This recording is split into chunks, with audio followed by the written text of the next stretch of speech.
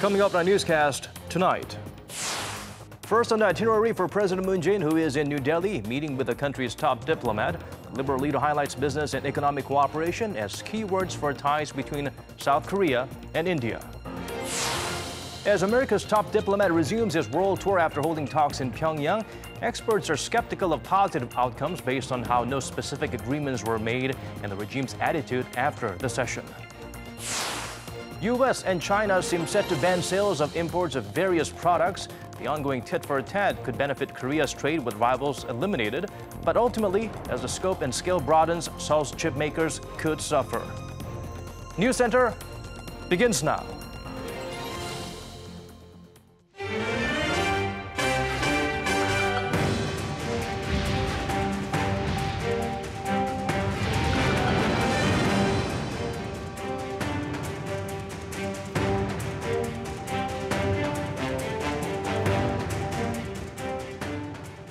It's 8 p.m. here in Korea, live from our studio in Seoul. This is Arirang News Center. Welcome, I'm Daniel Che.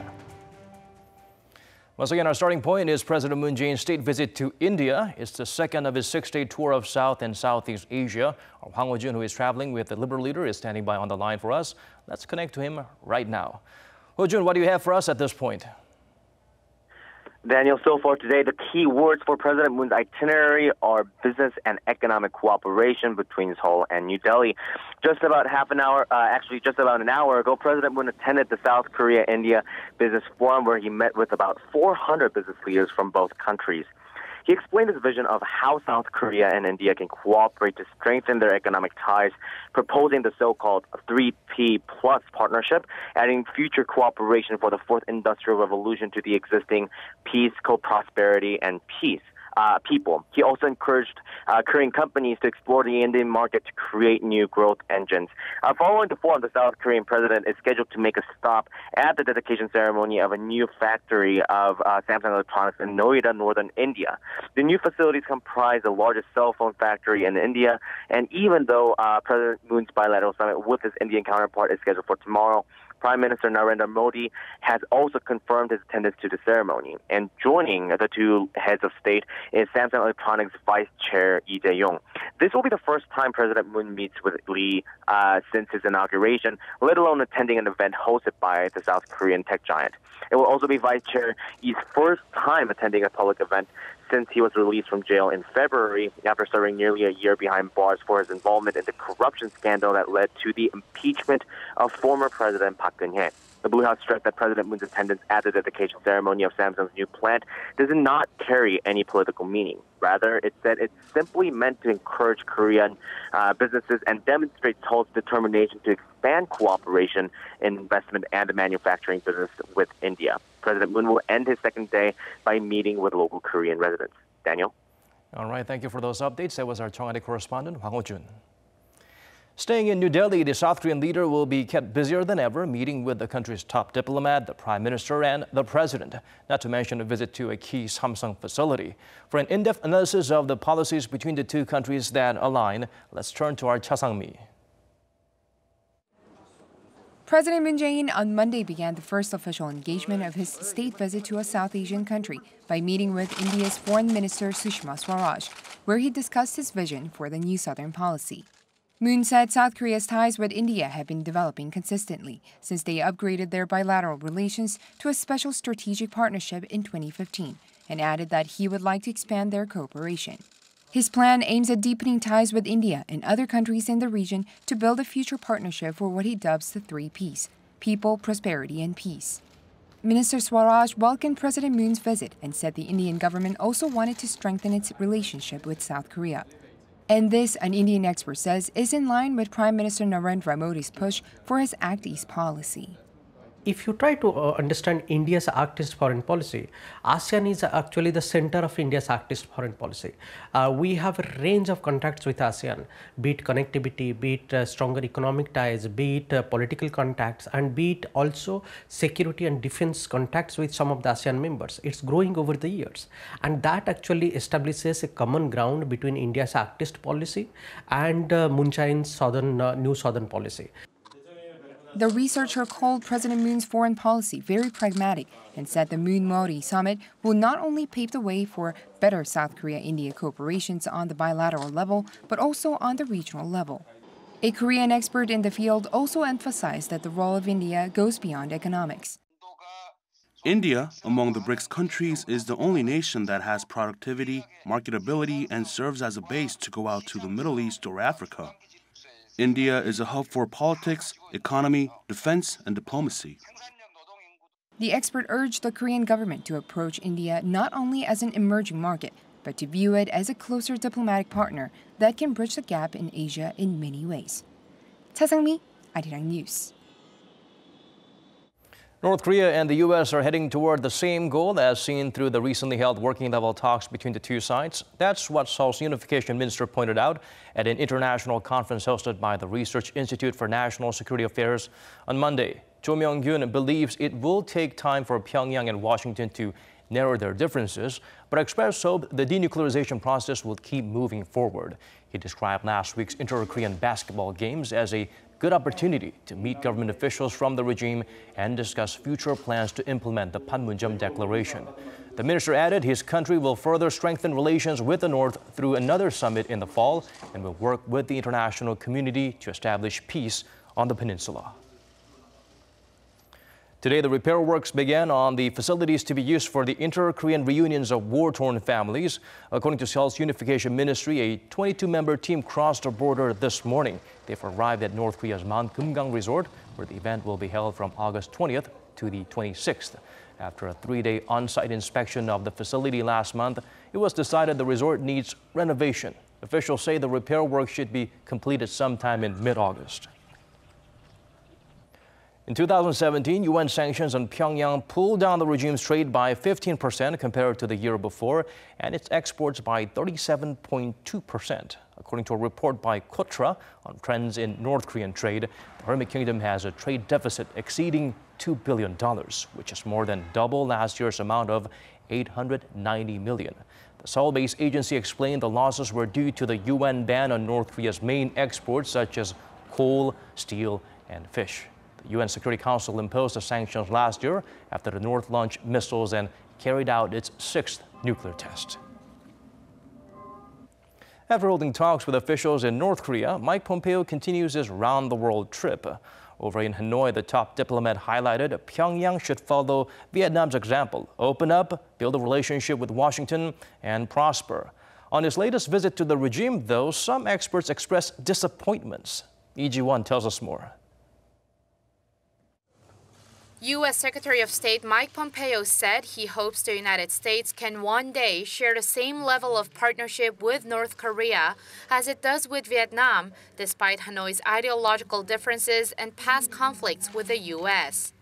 Speaking Sunday to business executives in the Vietnamese capital, Hanoi, Pompeo emphasized how the key to Vietnam's rapid economic growth in the past few decades has been its engagement with the U.S. and that this could be North Korea's future too.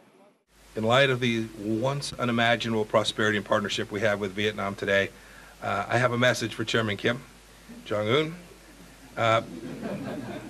President Trump believes your country can replicate this path. It's yours if you'll seize the moment. The miracle can be yours. It can be your miracle in North Korea as well.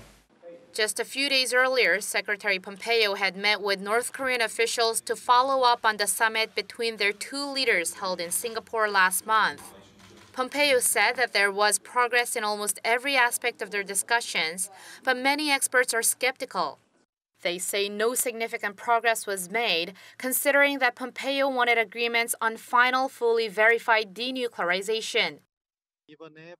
There were no specific agreements made on the goals Pompeo had set for his third trip to the North. Furthermore, North Korea's attitude towards the U.S. also suggests that the talks had a disappointing outcome. Pompeo had met with North Korean leader Kim Jong-un in his two previous visits, but not this time.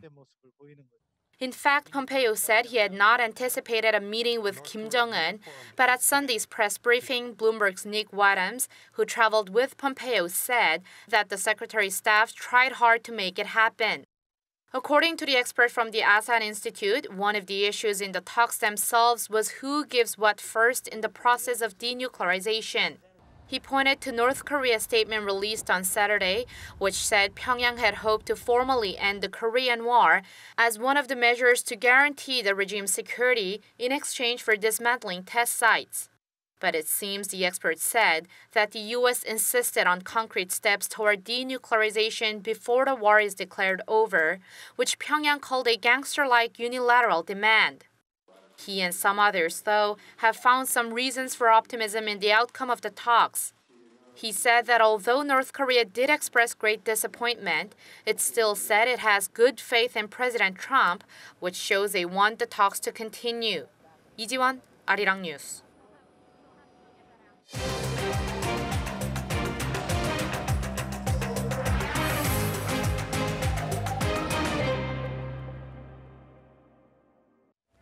The trade spat between the U.S. and China is escalating by the day, raising concerns about its global repercussions.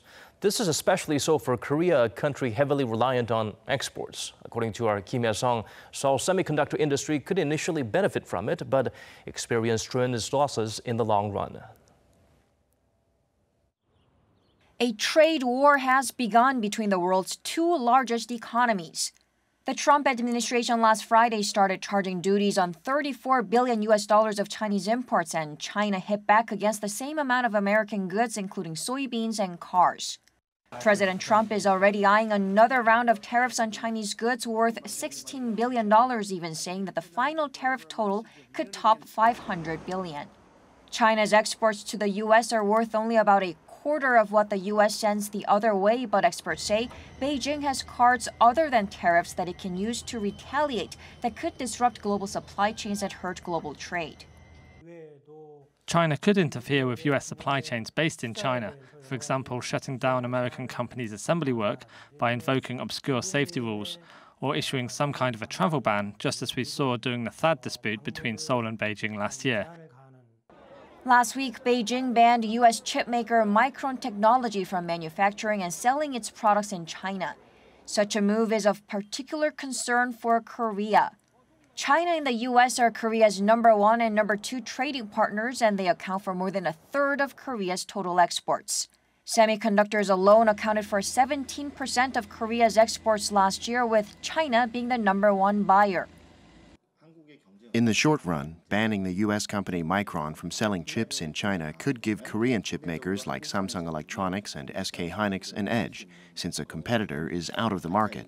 But if Beijing widens its probe to all foreign chipmakers in the country and uses that as a justification for its Made in China 2025 plan, the ban could ultimately affect Korean companies and give a boost to Chinese local chipmakers. As the U.S.-China trade spat escalates, experts say it could further accelerate Beijing's Made in China 2025 plan, a development plan which aims to increase the country's semiconductor self-sufficiency from 10% to 70% by 2025 through government support. With the boom in the global semiconductor supercycle possibly nearing its end and Chinese authorities launching a probe into foreign manufacturers, Korean chip makers are on alert. Kim Sei-young, Arirang News. LG Display is the leader of the global AMOLED market for smartwatch display panels. Data from market researcher IHS Markit shows the Korean tech titan was the top supplier in the industry last year. LG took a huge bite of the global market share, more than 41%, or over 10.6 million units. Industry watchers believe its performance was backed by bumper shipments to Apple, which makes the Apple Watch. Other major players include Samsung Display, which made up almost 35% of the global market at some 9 million units. Over at the Major League, South Korean slugger Choo Shin-soo earns a spot in the AllStar game for the first time in his MLB career. Deservingly so, as the Choo-Choo train broke the Texas Rangers' single-season franchise on-base record. Park Se-young has the full story. Probably the best day of my life is what Texas Rangers outfielder Choo Shin-soo said upon hearing he'd been selected to be part of the AllStar action. He'll be the third Korean player to appear in the MLB AllStar game, following the Dodgers' Park Chan-ho in 2001 and Arizona's Kim Byung-yeon in 2002. Choo made the roster for the 89th Midsummer Classic as an outfielder, becoming the first Korean position player to earn the spot. The same day he received the exciting news, Choo broke the Rangers' single-season on-base record by reaching base in 47 consecutive games. The record didn't come easy. Choo had to use his speed and benefit from a bit of luck in his final at-bat against the Detroit Tigers, hitting on infield single-off reliever Victor Alcantara in the 9th inning of the Rangers' 3-0 win at Comerica Park in Detroit. The Busan native breaks the team record held by Julio Franco, who currently coaches the Lotte Giants Futures League team. The record is also the longest active streak in Major League Baseball, as Choo has been on base in every game since May 13th. But he still has more records to break. Among active players, Joey Votto of the Cincinnati Reds and Albert Pujols of the LA Angels holds the record with a 48-game streak, while Will Clark holds the Rangers' franchise on-base record of 58 games over a 2-season span in 1995 and 1996. But Choo has a long way to go for the all-time Major League record. The legendary Ted Williams holds that honor, reaching base in 84 consecutive games in 1949. Kim Sei-young, Arirang News. Another Korean golfer makes history by winning the latest LPGA tournament. Kim Sei-young now adds to her shelf a 7th career title. Meanwhile, on the men's side, Korean-American Kevin Na took home his 2nd PGA Cup in 7 years. For details, let's turn to our Seo Bo-bin. Kim Sei-young won the Thornberry Creek LPGA Classic in a sensational record-breaking style. Kim finished at 7 under par on Sunday in the final round for a 4-day total of 31 under par. Her 257 shots was a new 72-hole scoring record in the LPGA Tour, breaking the previous record which was held by herself and Annika Sorenstam. Kim Sei-young became the first player in LPGA Tour history to go better than 30 under par at the Thornberry Creek LPGA Classic. This was Kim's first LPGA win this season and the 7th win by a South Korean during the season's LPGA Tour. On the men's side, Korean-born American Kevin Na won his first PGA title in 7 years on Sunday at the Greenbrier Classic. Na fired a 6 under par score of 64 for a 4-day total of 261, 19 under par and 5 strokes ahead of 2nd place for his 2nd career win. Seo Bo-bin, Arirang News. Over in Thailand, a 5th boy has been rescued from the flooded cave where a youth soccer team has been trapped for weeks. This follows the success of the initial rescue phase when 4 of them were brought to safety. Cho Sung-min has the latest. The rescue operation Monday brought a 5th boy out of the flooded cave in Chiang Rai. Reports say emergency workers carried the boy on a stretcher to an ambulance right after he was taken out of the cave where he was trapped for the past 16 days. Rescuers continued to work to bring out the remaining 7 boys and their soccer coach. The initial operation started on Sunday local time. The Thai authorities said Monday's rescue operation began at 11 a.m. local time, about 4 hours before they gave the first update. The status now is that we are ready. All equipment is ready. The oxygen tube has been put in place. I want to announce that at about 11 a.m. we began the 2nd operation. The divers were able to move in a few hours earlier than expected thanks to some favorable conditions, such as declining water levels in the cave. It's the same rescue team from Sunday, consisting of 18 divers, including 5 local and 13 from other countries. At least 9 ambulances and additional support staff are standing by at the site. Officials said their plan is to rescue 4 boys per day, which would mean the entire operation will take 2 or 3 more days, depending on weather and water conditions. Meanwhile, officials said the 4 boys already rescued in Sunday's operation are receiving treatment. Reports say they are showing no signs of grave health conditions, but are still being kept from physical contact with their families due to the risk they may have picked up infections. Choo Sung-min, Arirang News. Elsewhere around the world, western Japan is hit hard by torrential rain. Flooding and landslides took lives and dozens are missing. Rescue operations are planned to evacuate residents from the hardest hit villages. Many still await news of their loved ones. Hong Yu gets us up to speed with the developments. Rescue and cleanup operations are underway in Japan after the nation's western region was hit by heavy rainfall, which began last Thursday. The downpours have left over 100 people dead or missing as of Monday. Hiroshima Prefecture in western Japan has been hit hardest with a death toll of 38. The number of casualties is expected to increase as rescue operations continue.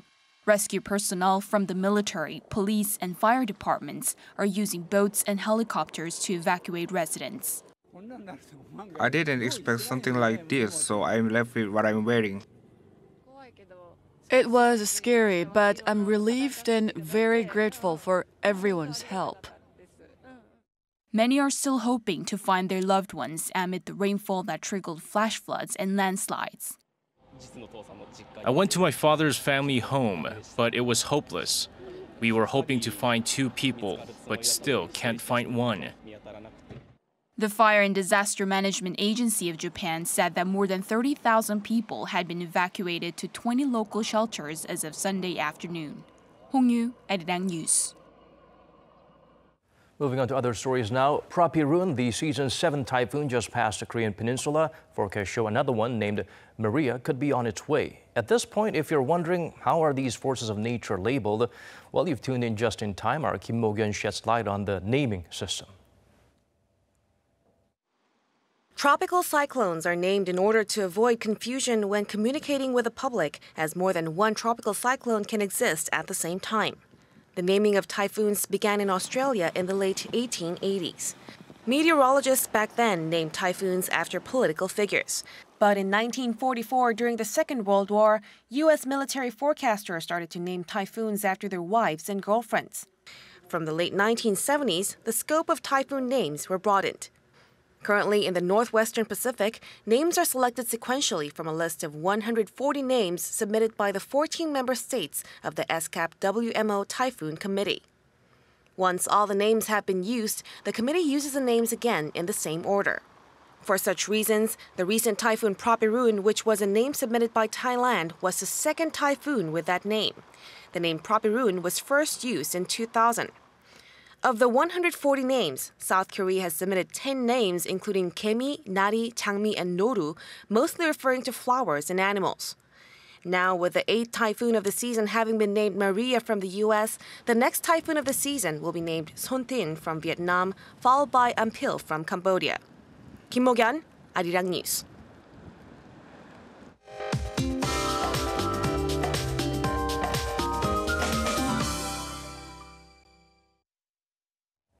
Time to turn to Michelle back at the Weather Center for the updates you need. Michelle, I hear we are expecting heavy rain tonight. That's right, Daniel. Now, although precipitation has stopped in the southwestern regions, heavy downpour will now concentrate in the northern areas tonight, now as the monsoonal front is taking its course up north. Now, until tomorrow, the capital and the west of Gangwon province can expect precipitation between 20 and 60 millimeters of rain, while some of the northern regions might receive even up to 100 millimeters. Now, the showers will clear after midnight for most parts. However, the central region and Gangwon province will have to endure the rainy conditions until tomorrow afternoon. Now, as the day rain clears, a hot and humid North Pacific high pressure will expand across the country, so you can expect some steamy conditions as well.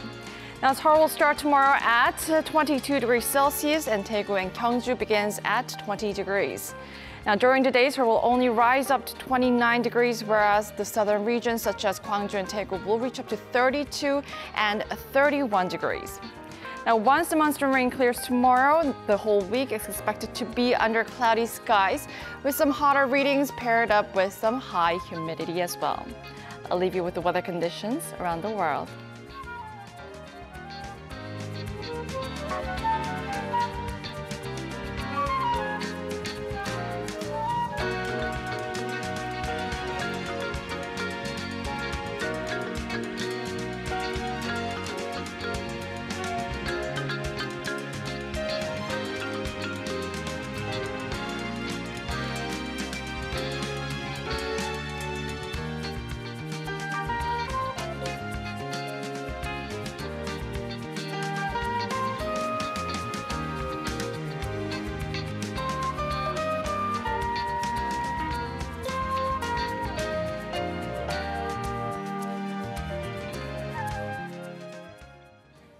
That's it for tonight's edition of Arirang News Center. Wherever you may be tuning in from, thank you for watching.